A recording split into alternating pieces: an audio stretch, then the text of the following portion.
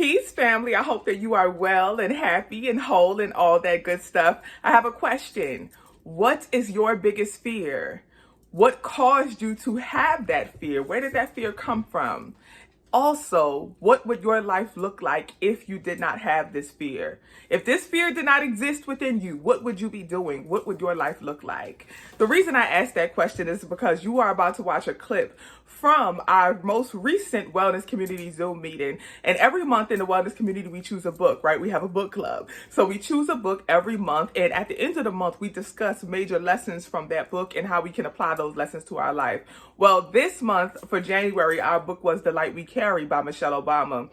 And in The Light We Carry, Michelle talks about, you see, I call her Michelle, huh? That's my homegirl, huh?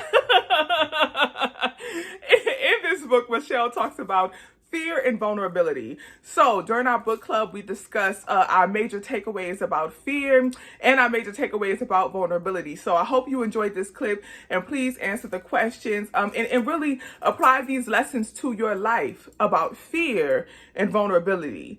How do they show up for you? What do they look like? What caused you to have that fear? What would your life look like without that fear? What is vulnerability to you? Who can you be vulnerable with? Who's at your kitchen table, as Mrs. Obama calls it? And lastly, what can someone do to help you feel vulnerable? What can someone do to make you comfortable with being vulnerable with them? Okay, so please enjoy this clip from our Wellness Community Book Club meeting. And if you are not in the Wellness Community, get into it. It's only $5 a month. The link to join is in the description. Get into it, and you will be at the next book club meeting. We are already voting on our February book. So if you are in the Wellness Community, please go vote on the book. We will choose our February book club read on February 1st at 5 p.m. That's when I will choose the final book club read based on who's in the leading score of the vote. Okay, so we have 5 different options. Get into the Wellness Community and vote, vote, vote. Okay, I will see y'all at our next Zoom meeting. Okay, which will probably be very, very soon. Okay, I'll announce it soon. Much love, family, and enjoy this clip. Peace. And I'm not going to spoil it per se, because I know many people probably have not read it, so I'm not going to spoil it, but there will be some things we do have to discuss, because I want to discuss like some overall lessons that she talked about in the book. And I feel like, it'll be great for us to really see how we can apply this information and apply these lessons to our life. Okay, because in this book, y'all, Becoming was like the prequel to this book. And with Becoming, she talked about her life and like finding her purpose and how she came to be Michelle Obama as we know today. But in this book, in The Light We Carry, it's literally focusing on how do you carry your light, like as a woman, as a human, as a person, how do you carry your light when you have a purpose and you know that what you are supposed to do is bigger than you, or bigger than, maybe what you are even doing in this moment. How do you actually step into that light and carry that light? And she goes throughout the book and she shares like a lot of personal stories, talking about like being in the White House, leading up to the White House, and stories from childhood, dealing with her children, dealing with her marriage, her relationship, and how she has technically and very strategically had to apply these concepts of conquering fear and being vulnerable and tapping into the fear mind in order to be able to achieve the things that we see her achieve. And what I love the most about the book is I feel like she really was saying like, hey, y'all see me as Michelle Obama. Y'all see me as this person who is doing all of these things and making all of these big achievements and all of that stuff. But at the end of the day, baby, I'm human. Okay, it was a lot of like, I make mistakes too. I have flaws too. I struggle too. And I'm human as fuck. One of the things that stood out to me the most in the book, and again, not giving too much of a spoiler, but I do have to discuss some things. One of the things that stood out the most to me in the book was the relationship with fear, and how she talked about how, like, look, a lot of y'all think that you want to get rid of fear, and you think that you're going to conquer fear and you're not going to be fearful. And essentially what she was saying is like, fear is a part of life. fear is not going anywhere. We have to start normalizing fear. It's normal to be afraid. It's normal to be scared. And she talked about how like she's been in the room with some of the biggest, most admirable people that you will ever know, like Maya Angelou and Oprah, all these great people. And guess what? They all are still very afraid of a lot of things. They also all still have a lot of fears. And her having conversations with these people about their fears and like what they do to conquer the fears. And that part for me really like it really, for me touched me because, I feel like oftentimes we as people feel like we have to put on this persona of like, I don't give a fuck, I don't care. And we see that as strong. I was just on like literally just scrolling on TikTok and this guy was like, he was like, I've been abandoned, I've been shunned by people I love the most. You think I give a fuck about what somebody got to say about me on the internet? And it's like, I get where you're going, but guess what? It's also okay to care what somebody says about you on the internet. It's also okay to be hurt.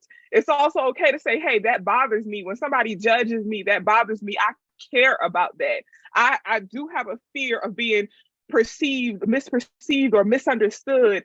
I do have a fear or a concern about that. And I feel like oftentimes as humans, we have this habit again of like, putting people on a pedestal who act like they don't give a fuck, as opposed to putting vulnerability on a pedestal, putting people on a pedestal who are open about saying like, hey, I do care.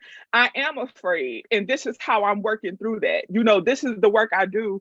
When somebody gives me a negative critique about something, yes, it does bother me. I do struggle with handling criticism. It affects me in a negative way, but this is how I work through it.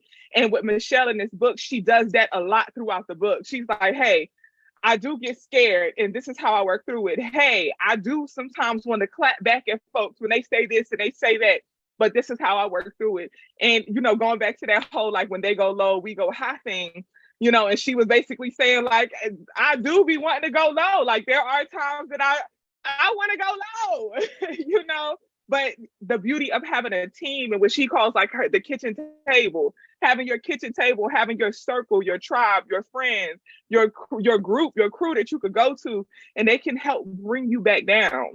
You can be vulnerable with them and say, I'm scared. You could be vulnerable with them and say, hey, this hurt my feelings. And I feel like I want to clap back at this reporter or this person or this critic.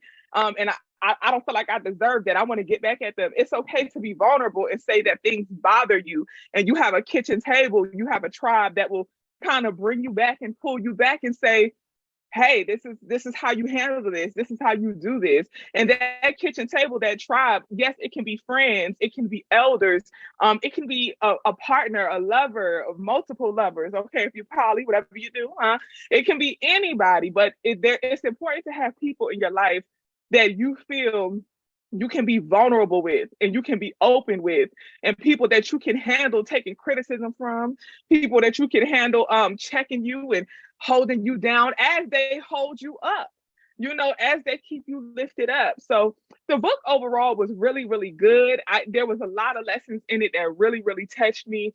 If you haven't read it, get into it. I'm not gonna front. It's pretty long. It's Michelle Obama. Her Becoming was like 300, 400 pages. This one is also 300 plus pages. It's a 9-hour listen on Audible. So it's not like anything that's like quick. You gotta be invested. It takes some time. Okay. But definitely get into it because it is so worth it. So my intention for this Zoom is for us to discuss some of those topics. I want us to discuss like fear and vulnerability, and how do you handle your fears, and who do you feel comfortable being vulnerable with? Like, what is your relationship with fear? What is your relationship with vulnerability? So I put 2 guiding questions in the in the Patreon. So the first question, or group of questions, I put clusters because it all fit under the 2 main topics. The first one is fear is here to stay, which is essentially the concept that I was speaking on, where she was saying how, like, as opposed to us viewing fear as something that we need to get over, how about we work through it and like build a relationship with it? So I put the question I put was, what is your biggest fear? What is the foundation of that fear? What caused you to have that fear? And what do you vision life looking like without that fear? And the reason I pose those questions is specifically about fear is because, again, I feel like a lot of us are hesitant about being honest about that, and we kind of block that out. We kind of pretend like that big fear is not there. Like that big fear doesn't exist within us. And I would like for us as a collective to just build a relationship with that fear. What is your biggest fear and how do you work through it? In the book, she talks about your fear mind and having a conversation with your fear mind. So acknowledging that fear exists, but you have to build a relationship with your fear mind. And the fear mind is the part of when that opportunity comes up for you, where that fear is right in your face, and you have the option to fight and conquer it or flight and run away.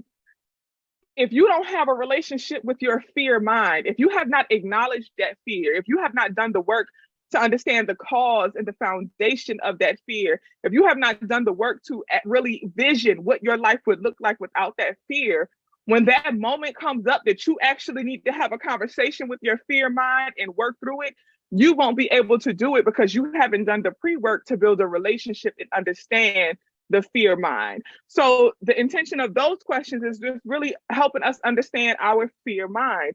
What is your biggest fear? What is the cause of that fear? And what is the foundation of that fear? And what do you vision your life looking like without that fear? If you didn't have this big fear, what would life look like for you? But okay, and we're about to get to vulnerability now because it was something that you have brought up as your fear.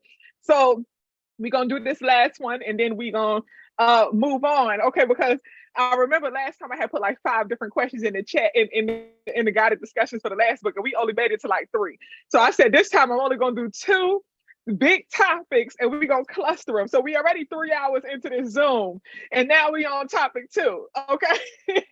So lesson learned and well practiced. Topic 2 is the kitchen table concept, which, as I shared earlier in the Zoom, Michelle talked about in the book. Yeah, you see, I feel like she's my homegirl now. Michelle said in the book, she talked about the kitchen table and how everybody should have a kitchen table. Everybody should have their circle, their tribe that you can be vulnerable around. You can be comfortable. She said something that she, tells her girls and tells people is that, you do that with your kitchen table. Your kitchen table is where you take the filters off, where, you take the mask off and you are just 100% your authentic self. So what I wanted to do was have a discussion about, yes, I started out with Mrs. Obama. Now she's just Michelle. I'm about to call her Shell in a second.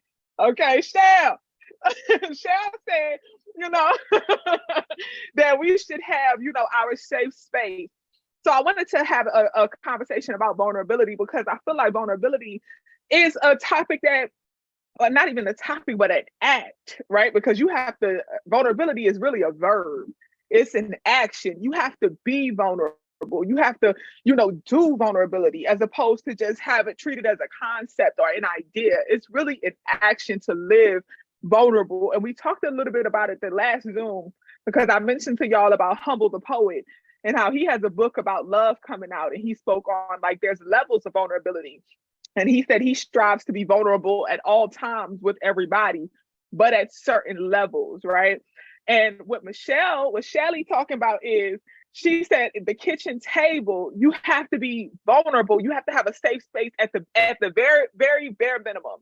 Have a safe space and have safe people that you can just be vulnerable and take the mask off. Be your 100% authentic self. You can share all emotions. You can share your true feelings. You can share those deep, dark thoughts and fears and everything like that. So the questions I posed in the chat was, what is vulnerability to you? When you think about being vulnerable, and for everyone, I want you to, this is very personal.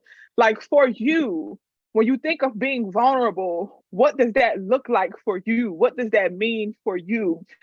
When do you feel the most comfortable being vulnerable? Who is at your kitchen table? It can be friends, it could be family, it could be a partner.